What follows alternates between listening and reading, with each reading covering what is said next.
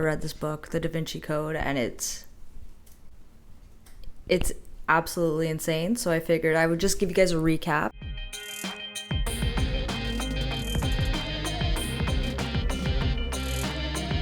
Listen, guys, we're on a budget here on the Marissa channel. So I have a little sticky note here. We're going to start at the beginning at break-in, question mark. Hopefully you can see it. I'm not quite sure, but that's what we're going to start at the beginning. So at the first page of the book, we have this guy, Jacques Sanier, and he's some famous philosopher guy. He's just chilling in an art museum.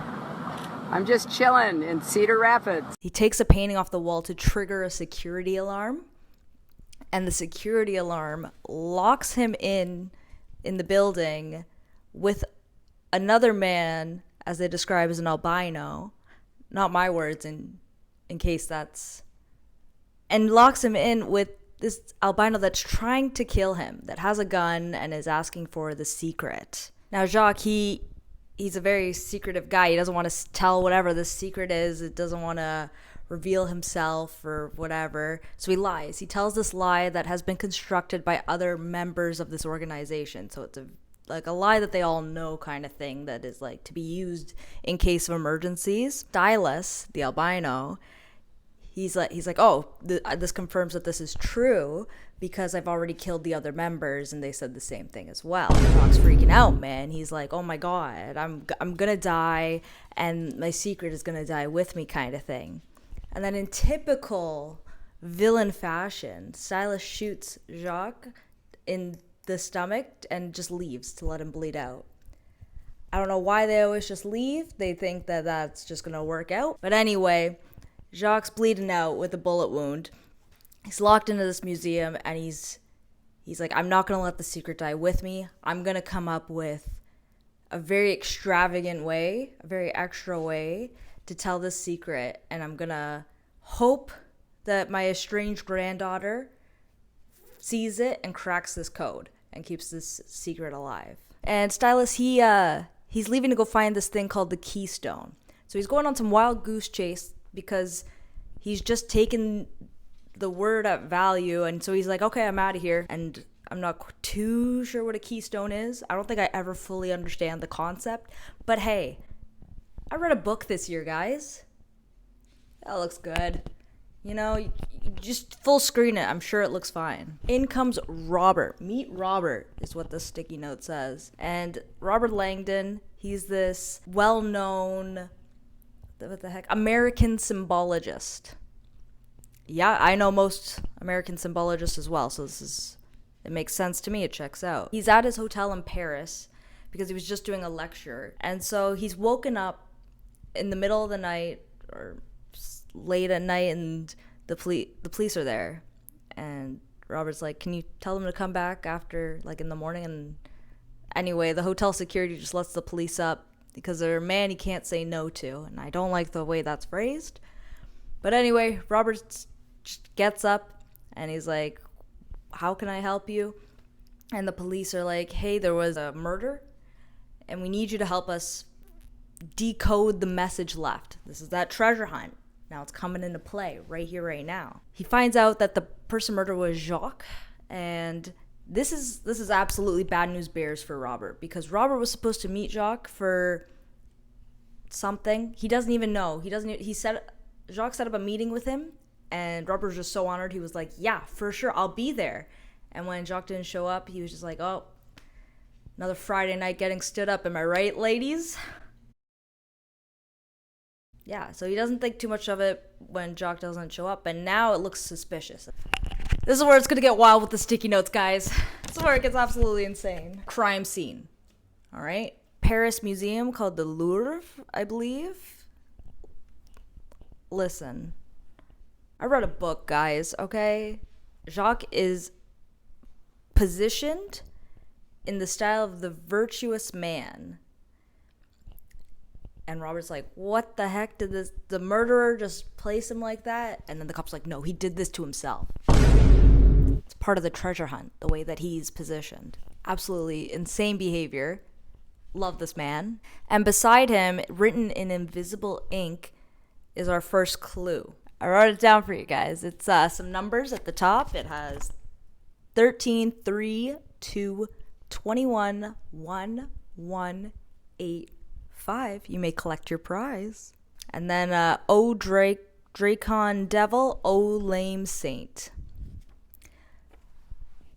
The wildest message that could be left. Robert is like, I don't know what I'm supposed to be looking at here. What Robert doesn't know is that there's a fourth line, but the police chief erased it before he got there. So he doesn't even have all of the pieces to the puzzle. Now, the reason the police doesn't give the last line is because it says, P.S. Find Robert Langdon, which is who he is. So he's assumed to be the main suspect right now. Police are honestly just there to see if they can get any further information before arresting. And Robert's, they're like, you know what? He's really giving goddess symbols in his messages and in his way he's positioned. What else Robert doesn't know is that when the police picked Robert up, they put a GPS tracker in his pocket so that way they could keep an eye on him at all time. And Robert has no idea. Meet Sophie. Okay, so now we have another character being introduced to us. It's still early in the book. We're still getting our characters sorted out. Now, Sophie is Jacques' granddaughter. Here she is. She's here. She's going to crack the code, right? Absolutely not. That would make this book way too short. The cryptographer, and the only reason she even heard about the death was through work. They sent out a thing to try and decode, and so she saw her grandfather sprawled out on the floor and just left. Now, she has a good reason. So she comes in and she interrupts Robert and the Captain Fachet, the police captain. She cracked the code. She knows exactly what's going on. And so the captain lets it slide. And as the captain's distracted, she discreetly tells Robert that he is in danger. He's about to get arrested. And Robert's kind of freaking out a little bit. He's like, what is going on? And Sophie's saying, basically, the first line of the code, this one right here, is meaningless. It is the Fibonacci sequence.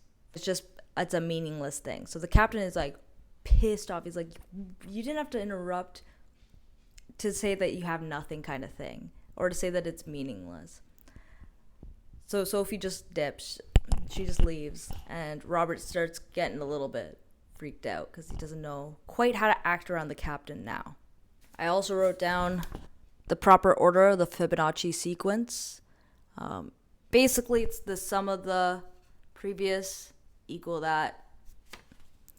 It's a 10-digit code. 10 digits. That'll be important later. Dynamic duo. We've heard about Batman and Robin. Meet Robert and Sophie. They're in this together now. Robert trusts her because she warned him.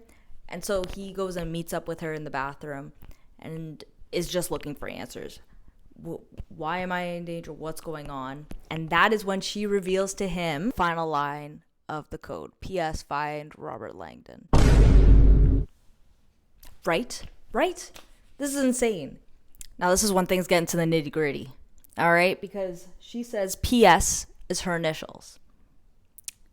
And Robert's like, what are you talking about? Your first name is Sophie. And she goes, no, it stands for Princess Sophie. P.S. also stands for something else. But we will get to that. Do not rush me, okay? So she thinks that this was a message left by her grandfather to find Robert, which is why she trusts him. And Sophie is having a lot of internal feelings right now, a lot of internal conflicts, because she had not talked to her grandfather in 10 years after an incident. Now, this incident is pretty lame. She avoided calls, and she had a message earlier saying that she was in danger from him and ignored it because she thought it was a ploy to get her attention. So she's feeling some type of way. Sophie, after revealing that, also reveals that there's a GPS tracking on Robert, and he goes in his pocket and finds it, and he's like, oh, I gotta get rid of this. And she's like, no, they're gonna know that you know, we gotta do this strategically. So she breaks a window. Very discreet, this woman, you know. So she breaks a window, and they throw the GPS tracker out the window, and it lands on a truck and drives off, kind of thing. So now the police chief is going after it. They see that he's on the move, and they're zooming after it. Kind of a smart plan, can't lie. And then they go and they hide in the museum until the police leave, and then they can make their escape to the U.S. Embassy.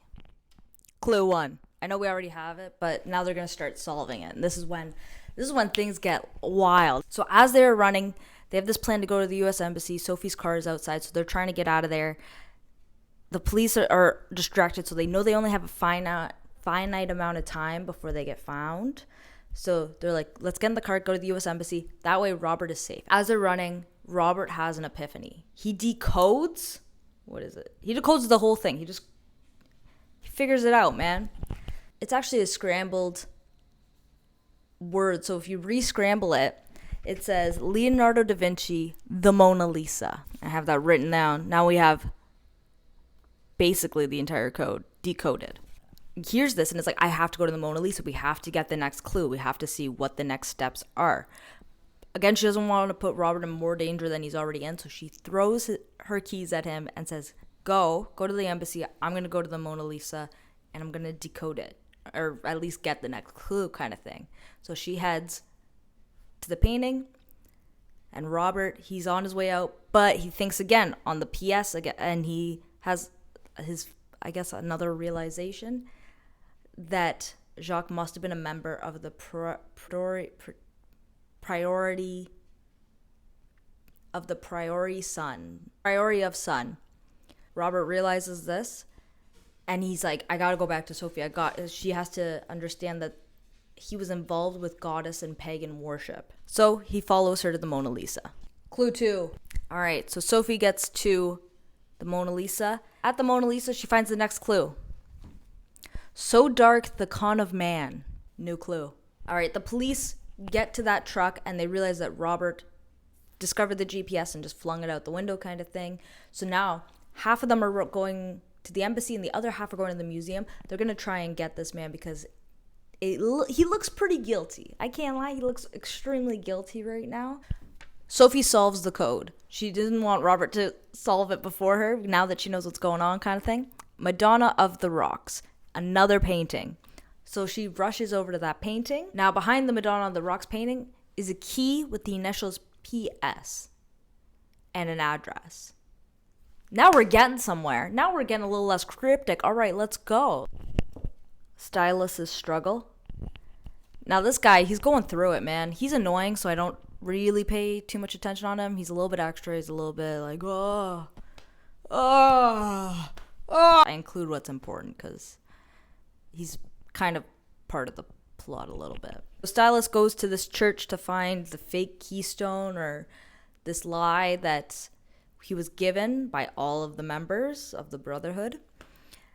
And he finds a fake keystone that reads, "Hitherto shalt thou come, but no further." It's kind of hard. It's kind of bars, if I say so myself. That's pretty, I don't know, it's kind of cool. It's kind of like, what's going on? Anyway, Stylus is pissed. He blames the nun that led him into the church, thinking somehow she was involved or warned or swapped out the keystone for this fake one. And he kills her. He just goes straight up, just kills her. And he doesn't want to upset someone called the teacher. The teacher is someone who that he's listening to and getting information for and from in order to get these keystones for the church. He's a very churchly, godly guy. He's really going through it. Don't feel bad for him, but he is going through it. Not his first death, by the way. He killed the other members of the Brotherhood and Jacques, so sweet escape. Okay, so other than a baller Gwen Stefani song, now when we see a little bit more of that police chase happening between Sophie with Robert and the police captain Fache with the rest of the police crew. So they're zipping down the streets and Sophie is like, we won't make it to the embassy. They have it blocked off. We have to think of a plan B. So they go to the train station and she asks Robert, do you have cash? Do you have credit? And he's like, of course I carry a credit card. It is the year 2003. Sure. I mean, I don't know if they were as prevalent back then, but I'm glad to know that he has his American Express just ready to go. So in an attempt to lose the police, Sophie's like, okay, give me your credit card. I'm going to buy a ticket. to the train and we're going to get in a cab instead and pay cash kind of thing. And he was like, it's kind of a waste of money. Love it. Love that that's what he's thinking about right now. But anyway, he goes with it. He buys those tickets and the police realize, they're like, hey, yeah, that's to buy a ticket on credit. Like, it feels like a misdirect, as Dylan in Trouble would say. And you know what? They're 100% right. It was a misdirect. They're in a taxi and they're heading to the address on that key. And Robert takes this time to kind of explain what the priority of Scion is. Hides this secret, this kind of a religious symbolist secret known as the Holy Grail. And Sophie's like, you mean in Indiana Jones, like the freaking chalice, or I don't know, Monty Python and the Holy Grail kind of thing? And Robert's like, yeah, kinda. So he kind of explains that it's a symbol, that a chalice is the symbol of women. So as Robert's explaining this and they're making their way to this address, the cab driver overhears on the radio about these fugitives that recognize or that have the same descriptions as Sophie and Robert. So he goes to radio them in. Sophie kicks him out of his own cab. Is like, hey, nope, absolutely not. We got a thing to do. And kicks, like, what a girl boss. She's just like, no, I gotta solve my grandfather's murder. Excuse me. There's nothing more baller than that. Absolutely not. Anyway, kicks the cabbie out and is like, Robert, take the wheel. You gotta drive us. And Robert's like, I can't drive stick. And I've never related to a man so much in my life. Why is there stick? We are in 2003. So anyway, then Sophie has to take the wheel and they end up at a bank. And the bank it's asking for a key. So they put the key in and it opens the door and they're able to drive through into the parking lot. Now we're at Big Bank. Everyone talks about Big Pharma, but no one talks about Big Bank. Oh my God, he on X Games mode. So they get into the bank and they realize this is only half the code kind of thing. Key is the half, and then you need an account number to actually access anything from the bank as well. So if he's like, listen, it was weird circumstances. I wasn't really given an account number kind of thing. Is there any way we can like make an exception? Like it's a family member. And the bank's like, no, absolutely not. And the security gets a little bit suspicious and they see that they're fugitives. So they call the police and say, hey, they're here. Now the bank president finds out about this and he's pissed. He's like, listen, discretion is number one for my clientele. All right, he doesn't need any arrests happening on this bank, and he also knew Jacques, so he feels a little bit more obligated to help, but he's also suspicious because he's like, this is strange granddaughter, hadn't talked to him in a while, and now all of a sudden she has the key. Like, did she kill him? Dun dun dun. She didn't. Of course, our dynamic duo doesn't want to leave the bank without whatever Jacques left for them at this location because they were sent here for a reason. They have the key. And now Robert, he's using 100% of his brain right here. He's like, what if the code was given to us? A 10-digit code. Remember? I said earlier, 10 digits.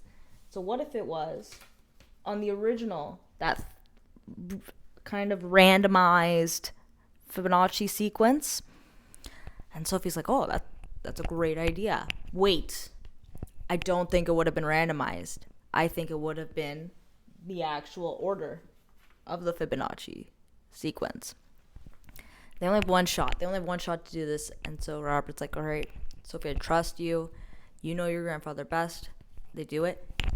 And they get it. They get a box. They get this beautiful hand-carved rosewood box. Like it can't open, like there's another puzzle on it kind of thing.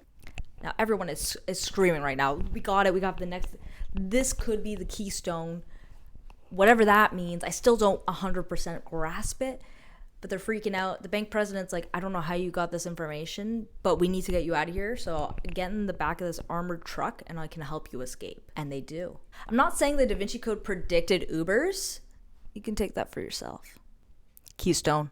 Yes, I might not fully understand the concept of what the keystone is and what is going on, but I like to try, okay? While they're at the back of this vehicle, they have time to actually look at the box. Sophie discovers that it is a cryptex, which is an invention by Leonardo da Vinci himself, the boy, the scholar, the man.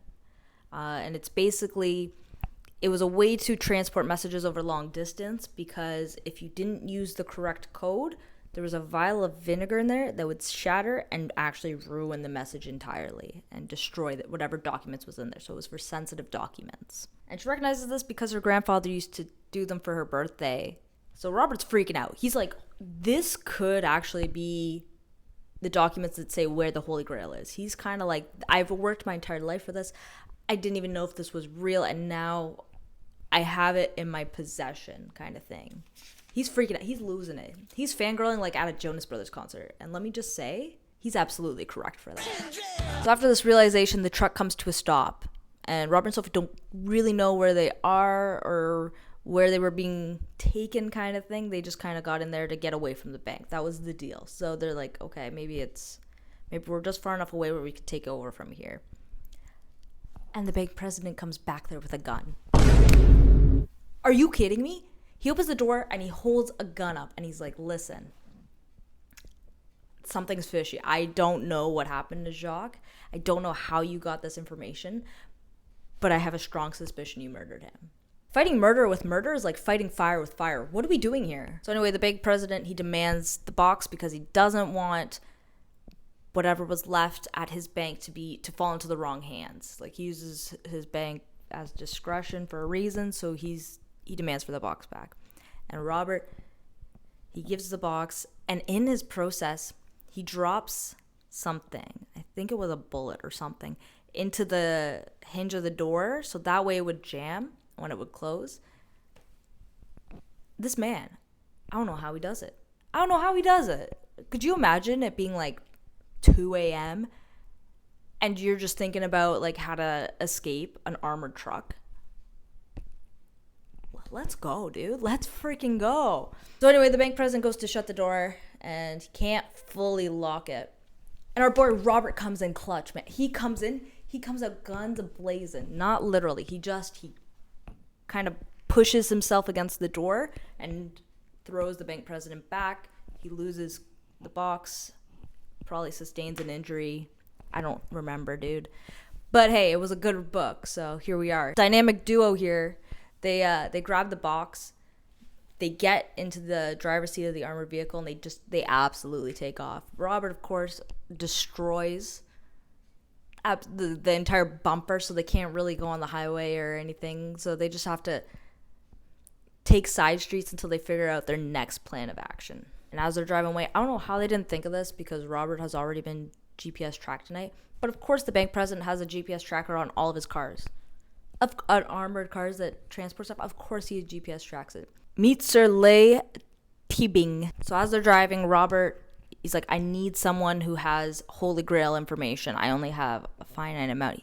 So he thinks of an expert in the area that he could go to that would help explain what's going on and have more information for them to further this investigation that they're on. And he thinks of his buddy, Sir Lee Tibing. Lei is a Holy Grail expert and is a friend of Robert's. All right, so they get to his estate. It's huge. It's like this mansion kind of thing. And Lei lets them in, even though he's like, it's late at night. And Robert's like, I want to talk Holy Grail stuff. And he's like, God damn it, I'm in. That Jesus wasn't actually godlike. He was just a man. And the Gospels enhance that to get a more godly figure. And that Jesus was also married. He married Mary Magdalene. Absolutely wild. And it does make sense. When he explains that having a bachelor Jesus, it didn't quite make sense. So, listen, they're getting there. And then his proof to back it up is in the Last Supper, there's a depiction of a woman beside him. And this is because Mary is thought to be the Holy Grail, the symbol of womanhood. So I don't quite know at this point what's going on with the Holy Grail. Is it documents? Is it a metaphor? Because then they talk about how the Holy Grail is a metaphor for femininity that has been lost through Christianity. And I'm like, well, if it's just a concept, or is it documents that prove the marriage between Jesus and Mary, so that way they can prove that there was like this femininity or female icon that was removed from history. Not 100% there. So Mary, after Jesus was killed, or maybe even a little bit before, went into hiding and had a daughter. So Jesus has a daughter, and there's the bloodline now.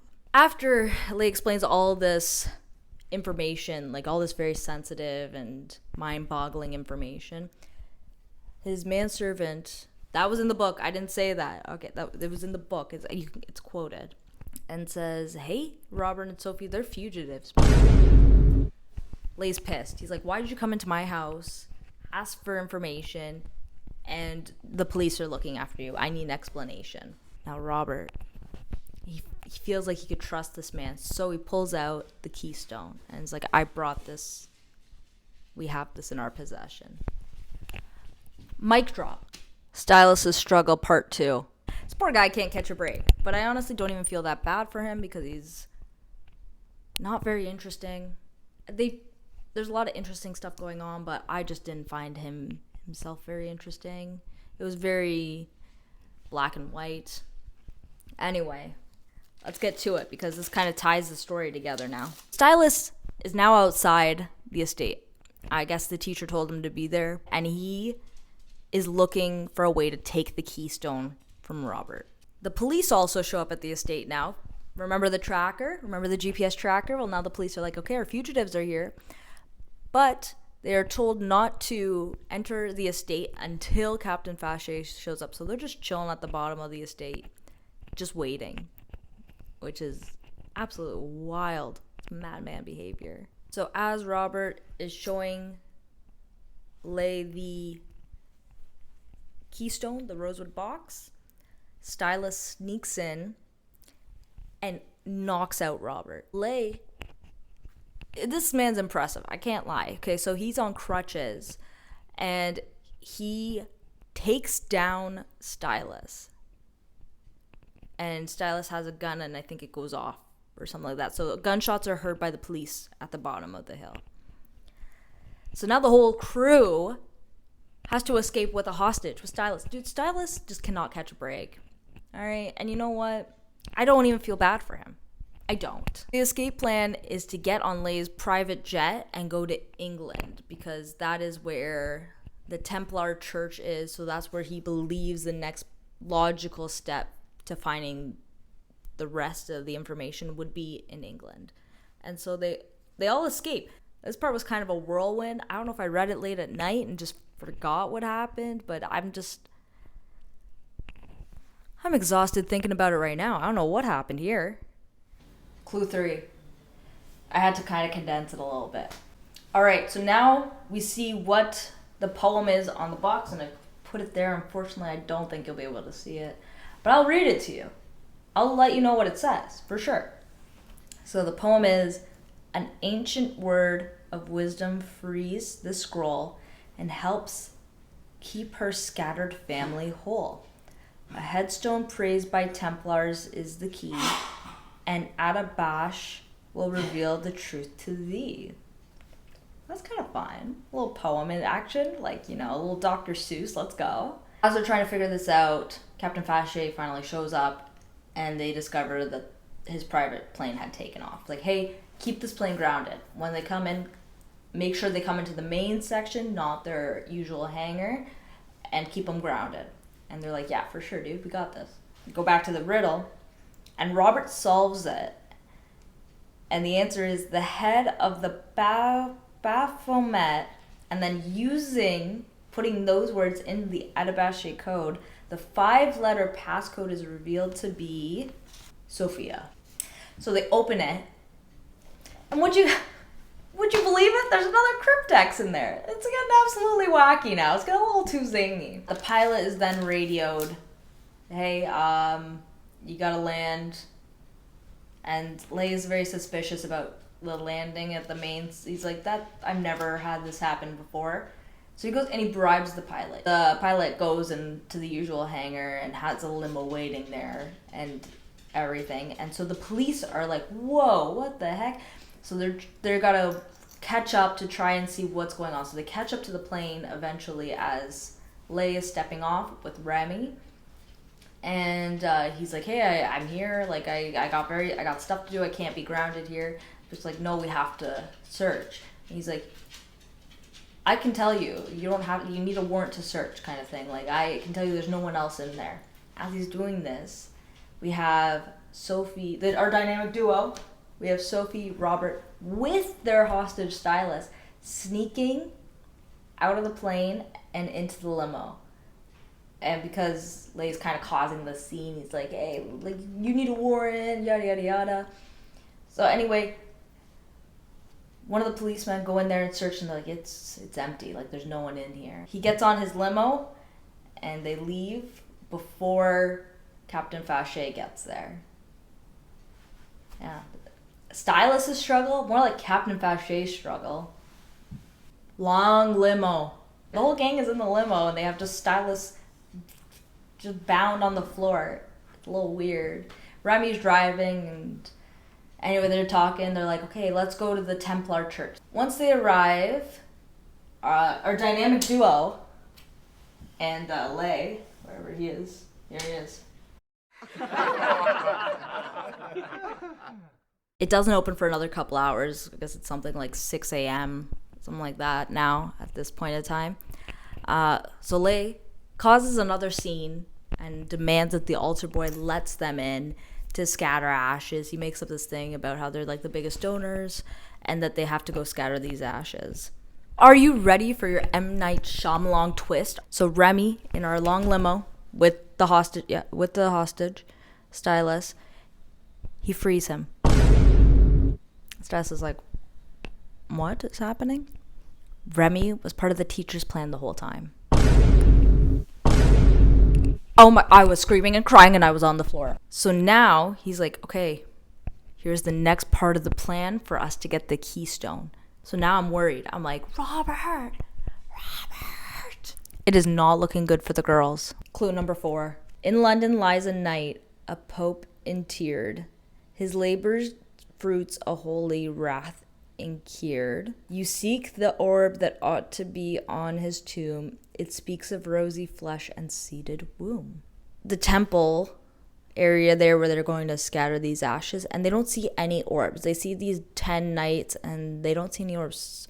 And it's getting weird. And I'm getting stressed because I know Remy's plan is about to come into action. Stylus' struggle part 3. Sorry, did you think we were not going to do a trilogy with this man? Of course we are. Stylus comes into the church with a gun. And they're like, excuse me? Squeeze me? What is going on here? And he points it at Robert and he threatens to shoot unless he hands over the cryptex, keystone, the thing. Robert gets a little bit of quick thinking. He's like, okay, I'll break it. I'd rather break it than it get into the wrong hands. And Remy, he's hiding in the shadows, but he's freaking out, man. He's losing it. He's like, no. I was told not to get it destroyed. I was told to bring it in one piece to the teacher. I can't risk it. I can't risk losing this. So he comes out of the shadows and pulls a gun on Lay. This is this man's employer. Are you kidding me? Now, because of this, Remy convinces Robert to hand over the Crypex. And Robert does. He's like, I don't need anything happening to this innocent bystander that I dragged into here. I can't let anything happen to my friend. So he hands it over, and Remy takes Stylus and Lee, and they dip. They get in the limo, and they're out of there. Sophie and Robert are gagged. They are gooped and they are gagged. Rightly so. So Sophie's like, okay, the best thing we could do for our boy Lay, call the police. And Robert's like, okay, you could do that. I'm gonna get on this bus and go to the library and figure out where the correct church is. This man's gonna race against time to see, like, he's gonna try and meet them there kind of thing. He's like, I gotta do something for my boy Lay. Mad lad status, for sure. So Sophie uses a payphone to call the police. She gets transferred to Captain Fauché. Now Captain Fauché is like, hey, Robert's innocent. Like, we're getting intel right now from Lay's estate that leave us to believe that he's innocent. Come to the station. We only want to guarantee your safety. And Sophie's like, hey, you gotta find this albino guy. And then hangs up. And gets on the bus with Robert. My goodness. So as they're on the bus to the library, we go back to our long limo with our boys Remy and Stylus in the front seat. Just chilling with Lay in the back as a hostage. So then this mysterious teacher character, the teacher, calls and says, hey, what Remy did wasn't part of the plan and he needs to be dealt with. Okay? But first, we're going to put you up at a church. I'll give Remy the location, pass the phone over. So then he gives the location to Remy to drop off Stylus. So once Stylus is dropped off, Remy goes to the next meeting point to meet with the teacher. And the police get tipped off about Stylus's whereabouts. The teacher called the police. Are you kidding me? Are you kidding me right now? Stylus kind of hears a little bit of commotion and just tries to make an escape plan. And this is where his struggle comes in. This is where he's on the struggle bus for the rest of the way. He's just fully on express mode right here. As he's leaving, he accidentally shoots his mentor. Now, Stylus is shot himself because, of course, he's running from police. But after his realization that he just shot a bishop, especially his mentor, this is the one that took him in, he carries him to the closest hospital. And then he goes to the hill and pray until he dies from losing blood. Dog. As that is happening, as Stylus is going through it, absolute insanity over there, Remy meets up with the teacher, who gets into the front seat of his limo, takes out a flask and cheers, and he gives Remy a sip. The drink contained peanut dust, which Remy is allergic to. The teacher's gonna kill Remy now too. Oh my god. Oh my god. The amount of death happening is just one after the other after the other. I'm on the floor screaming. I'm screaming and crying. I'm like, where's our boy? And our lady, our dynamic duo, where are they right now? I was fearing for their lives. I was fearing for my own life. I was like, is he gonna come at me? Remy dies. It's like a season finale of a show. Like, just the most going on. All right, we're gonna circle back to clue number 4 now, because that is why Robert and Sophie are at the library, to solve this riddle here, trying to figure out where this location is, because they went to the wrong location the first time. So at the library, they search results with some keywords from the poem, and they come across an article written about Sir Isaac Newton. Robert is like, this is the night. This is the night we're looking for, because he was buried in London, he was knighted, and he was buried by a man named A. Pope.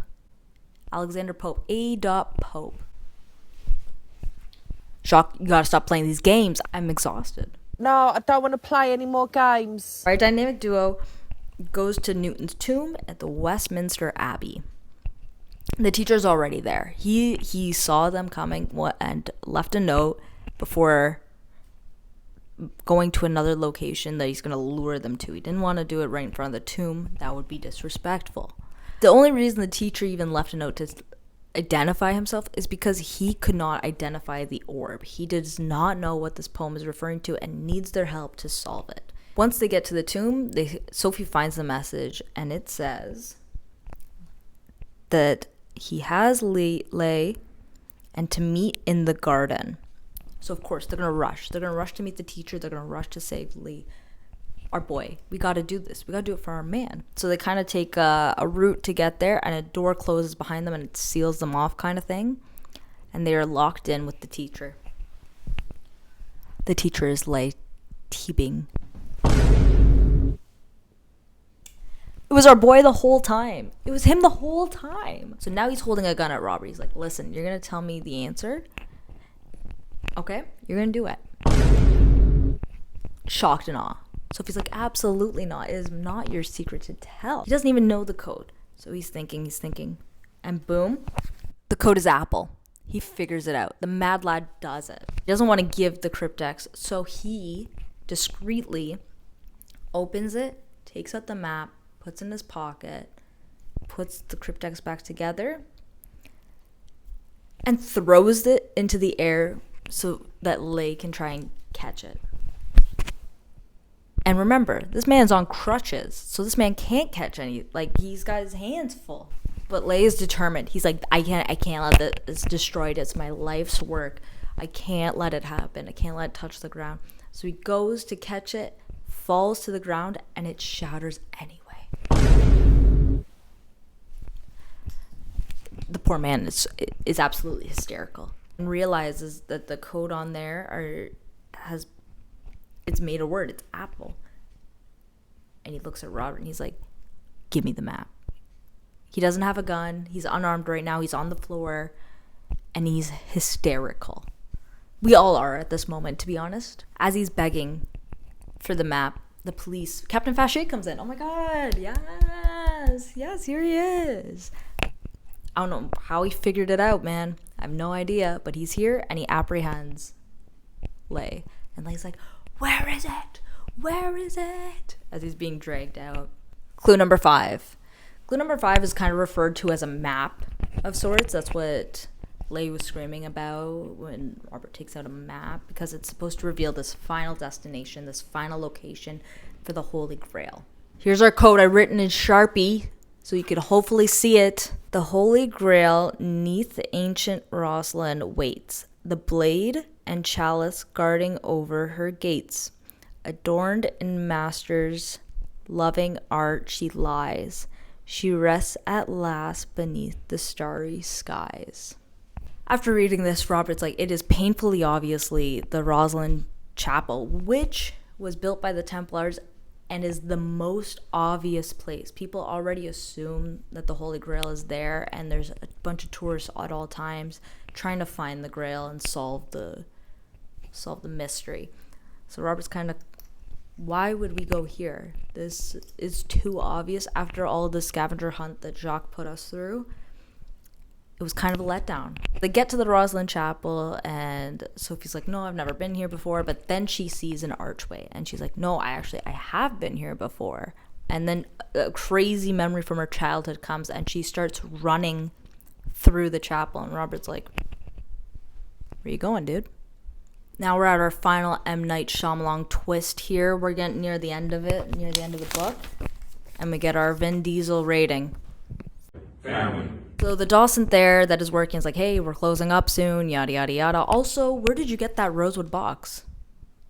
And Robert's like, oh, this handmade box? Well, like, why do you ask, kind of thing? And he's like, my grandfather made one for my grandmother before he died. Come again, Big Fudge? Excuse me? And then he explains how his parents, sister, and grandfather died in a car accident, sounding a little familiar. This is Sophie's origin story, just reversed. She finds her grandmother, and she explains that they had to separate the family in order to keep her and her brother safe, as they are the bloodline of Jesus and Mary. They changed their last name for safety, but when their parents got into a car accident, they decided to separate and go into hiding because they were worried that someone found out their true identities.